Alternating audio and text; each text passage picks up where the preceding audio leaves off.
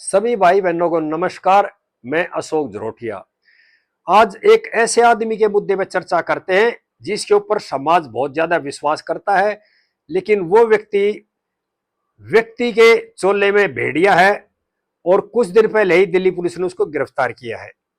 स्वामी चैतन्यनंद सरस्वती, जो Sharda institute of management के सर्वे सर्वा थे। पूरा समाज उन पर विश्वास करता था और पूरा समाज ये सोचता था ये बहुत अच्छे इंसान है, लेकिन उनकी जो करतूतों का जो पर्दाफाश हुआ है उससे पूरा देश हैरान है।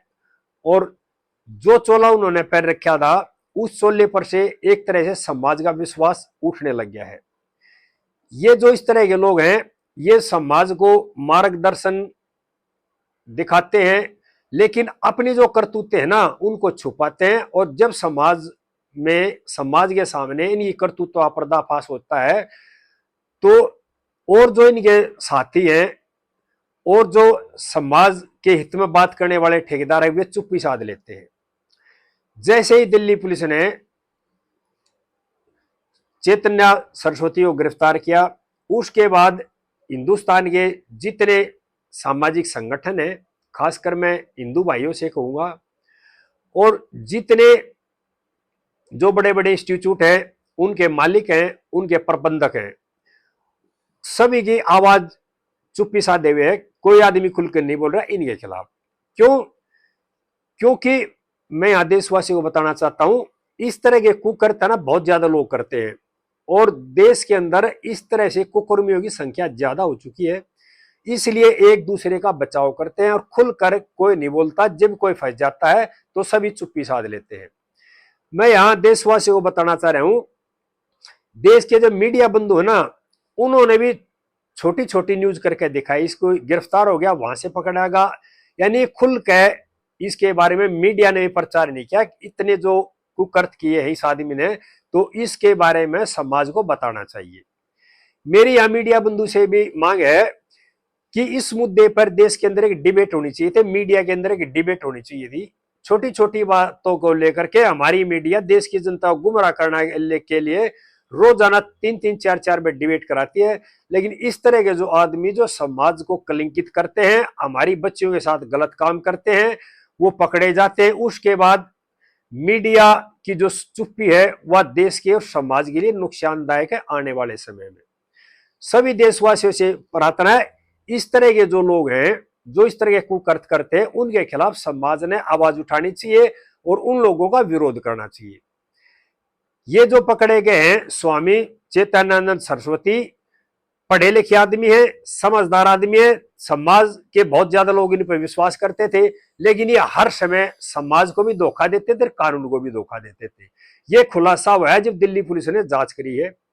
और दिल्ली पुलिस की जांच में पाया गया जो ये कार इस्तेमाल करते थे उन पर नंबर प्लेट गलत लगाते थे, और कई जो एम्बेसडर थे, विदेश के नेता थे, उनके साथ फर्जी फोटो खिंचवा रखे थे।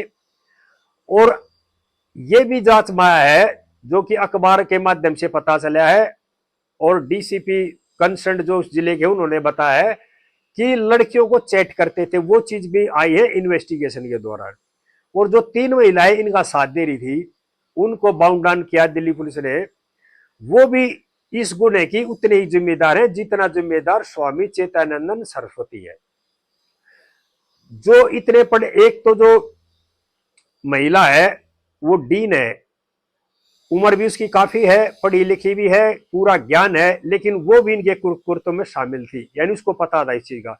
और 2 महिलाएं और हैं वो भी उनमें शामिल थी।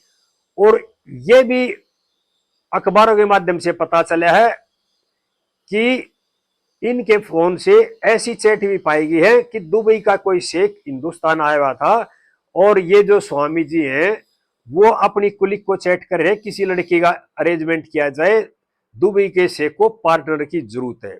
यानी मैं देशवासियों को ये बताना चाह रहा हूं, और खासकर जो ये सनातन धर्म का जो झंडा उठा रहे हैं, जो देश की जनता को गुमराह कर रहे हैं सनातन के नाम पर, हिंदुओं के नाम पर, उन लोगों की आवाज अब क्यों नहीं निकल रही? वो लोग चुप क्यों हैं?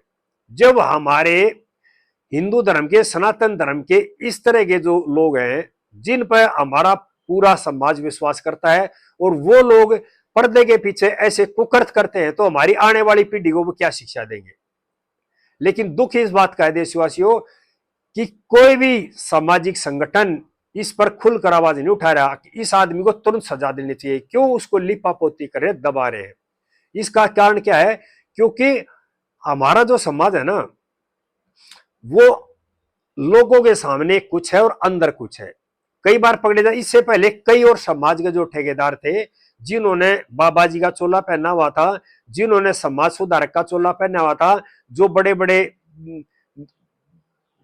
पंडालों में बैठ करके भाषण देते थे, समाज सुधार की बातें करते थे, वो पकड़े गए, जेल भी गए, किसमें, महिलाओं के साथ शोषण के मामले में।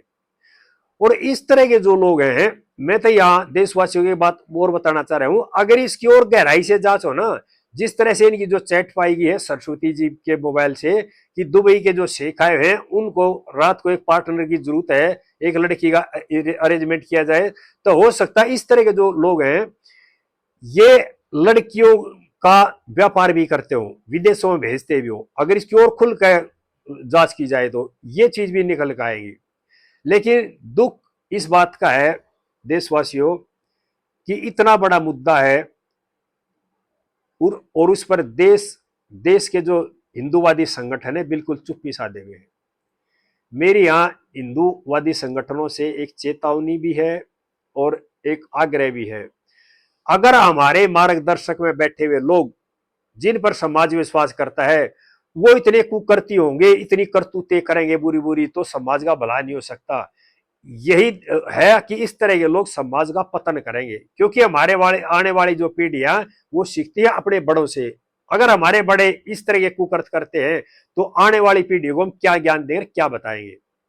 सभी देशवासियों से प्रार्थना है, ये मुद्दा छोटा नहीं है। स्वामी चैतन्यानंद सरस्वती के खिलाफ और इस तरह के और जो भेड़िए समाज में उनके खिलाफ एकजुट होकर आवाज उठाओ और इन लोगों को समाज से बाहर निकालो, बहिष्कार करो, इनकी बातों पे विश्वास मत करो। यहां मैं देश के तमाम लोगों से और खासकर माँ बापों से ये कहना चाहता हूं, अपने बच्चों को सही रास्ता दिखाने की जिम्मेदारी आपकी खुद है। इन जैसे लोग हैं, जैसे पंडालों में बैठ के जो भाषण देते हैं, लेक्चर देते हैं, इनसे अगर दूरी बना करके अपने बच्चों को सही रास्ता दिखाने की जिम्मेदारी आप है। उनके लिए थोड़ा बहुत समय निकाला करो, उनसे बात किया करो, उनके को जो अच्छा रास्ता दिखा करो। और अपने बच्चों का भला माँ बाप से ज्यादा कोई नहीं चाहता, और अपने बच्चों का अगर सही मार्गदर्शन आप करेंगे तो समाज अपने आप सुधर जाएगा। हमारे समाज के जो ठेकेदार हैं उनके रोजाना पर्दा खुलता रहता है, कोई न कोई इस तरह का पकड़ा जाता है, जेल चला जाता है, जमानत पा जाता है, और फिर कोर्ट कचहरी में बोलियां लगनी शुरू हो जाती है जमानत के लिए, पैरोल के लिए। सभी देशवासी मेरे से ज्यादा समझदार हैं। सभी भाइयों से प्रार्थना, इस वीडियो को ज्यादा ज्यादा शेयर करो, और भाई मेरे चैनल को सब्सक्राइब भी कर लियो। आगे इस तरह की बात भाइयों से फिर बताता रहूंगा। जय हिंद देशवासियों।